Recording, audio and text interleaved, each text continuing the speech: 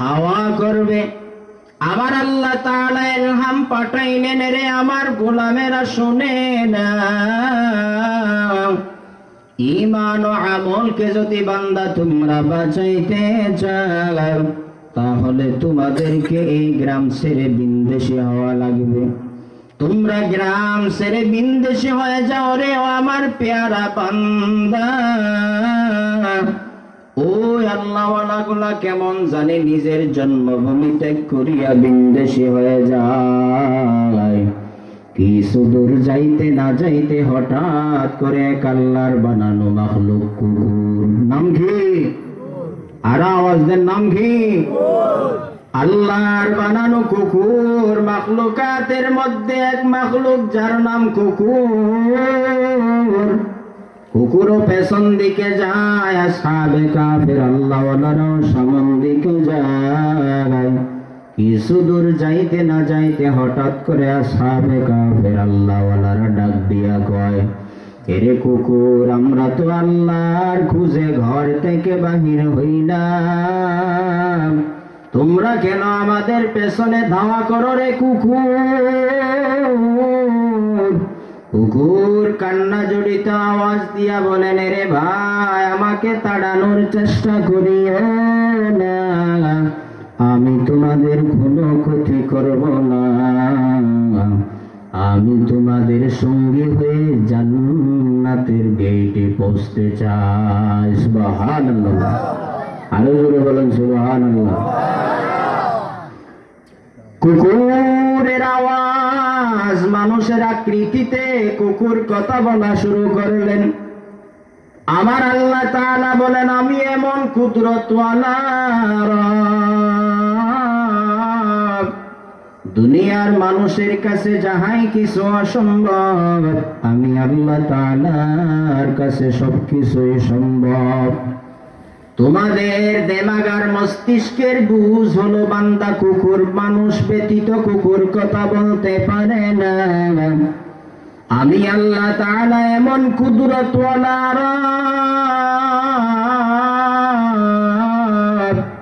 ও বান্দা, একটু তাকায় দেখ, আমি আল্লাহ তাআলা নিজের কুদরতকে মানুষের সামনে প্রকাশ করার জন্য, মুমিনের ঈমান ও আমলকে মজবুত করার জন্য আমি আল্লাহ তাআলা সময় সময় ভিন্ন মাখলুকের জবান দ্বারাও কথা বলার শক্তি দান করি। সুবহানাল্লাহ। কুকুর মানুষের আকৃতিতে কথা বলা শুরু করলেন। এরে আসহাবে কাফের আল্লাহওয়ালা, আমাকে তাড়ানোর চেষ্টা করিও না, আমি তোমাদের কোনো ক্ষতি করব না,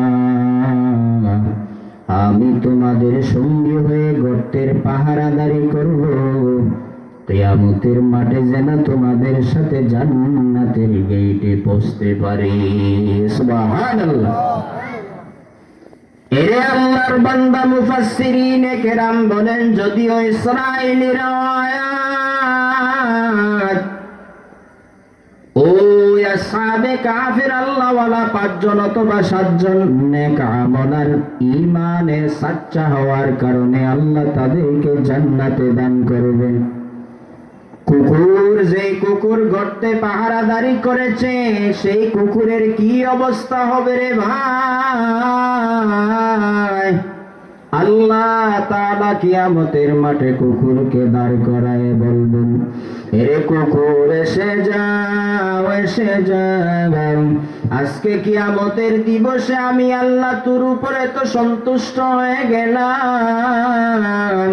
আমি আল্লাহ তাআলা ওই আমির দুস্থ মাহবুবদের গর্তের পাহারাদারি করার কারণে আমি আল্লাহ তাআলা তোমাকে আর কুকুর রাখবো না। আমি আল্লাহ তাআলা তোমাকে মানুষের আকৃতি ধারণ করায়া আমি আল্লাহ তাআলা তোমাকে জান্নাতে প্রবেশ করায় দিলাম। সুবহানাল্লাহ। সোহবতে সালেহ তোরা সালেহ কোনার, সোহবতে তালে তোরা তালে কোনা, দেখ জামানা সোহবতে বা আউলিয়া বেহতর সদ তাআত বেরিয়া। মায়ার নবী রাহমাতুল লিল আলামিন বলেন, রে সাহাবায়ে কেরাম শুনিয়া লও, মানুষের সৎ সঙ্গ হওয়ার কারণে যদি বান্দাকে আমার আল্লাহ জান্নাত দান করিয়া দেয়, রে সাহাবায়ে কেরাম ভালো করে কান পেতে শুনিয়া দাও।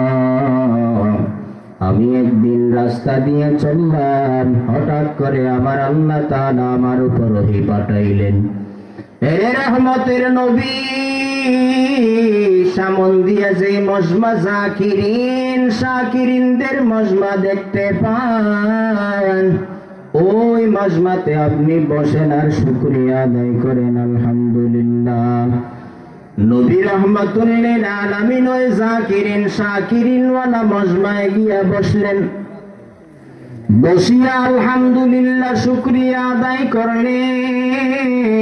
করলেন আর ডাক দিয়া বলেন, রে ভাই, তোমাদের মজমা তো এটা এমন একটা মজমা যে মজমার মধ্যে আমি রাহমাতুল লিল আলামিনকে আমাকে পর্যন্ত তোমাদের এই মজমায় বসার জন্য হুকুম করা হয়েছে। সুবহানাল্লাহ বলেন। ও ভাই, উঠা বসা করেন কেন? বিরক্ত হয়? বলেন, বিরক্ত লাগে? বসেন বসেন, কিছুটা সময় কাটান। বহু সময় কাটাইছি এদিক সেদিক, কত সময় কাটাইছি গুনাহের মজমায়। একটু আজকে মাদ্রাসার এনামে জলসা চলতেছে, আল্লাহওয়ালাদের সাথে কিছু কোরআন হাদিসের কথা শুনি, হতেও পারে এর বিনিময়ে আমার জিন্দেগির কৃত গুনাহ মাফ হবে। কথা বলেন ঠিক কিনা? রাজি আছি তো সবাই ইনশাআল্লাহ? আল্লাহ তাআলা ডাক দিয়া বলেন, রে গোলাম ও বনি আদমের সন্তান, আমি আল্লাহ তাআলা দুনিয়া নামক গ্রহ তথা জমিনে তোমাকে পাঠাইলাম। তোমার বাড়ি ছিল সেই জান্নাত, যাইবাও বান্দা তুমি জান্নাতের দিকে। আমি আল্লাহ তাআলা ক্ষণিকের জন্য পরীক্ষা নেওয়ার জন্য দুনিয়া নামক গ্রহ তথা জমিনে পাঠাইলাম। ও বান্দা, তুমি ঈমানের পরীক্ষা দাও, আমলের পরীক্ষা দাও। বান্দা, তোমার 60-70 বছরের হায়াতের পরীক্ষা দাও। এই সব পরীক্ষায় যদি বান্দা তুমি পাস হয়ে যাও, আমি আল্লাহ তাআলা তোমাকে বিনা হিসাবে জান্নাত দান করব। সুবহানাল্লাহ। রাহমাতুল লিল আলামিন বলেন, রে সাহাবায়ে কেরাম, ক্বালান নবী সাল্লাল্লাহু আলাইহি ওয়া আলিহি ওয়া সাল্লাম, জাদ্দিদু ঈমানাকুম। ক্বিলা ইয়া রাসূলাল্লাহ,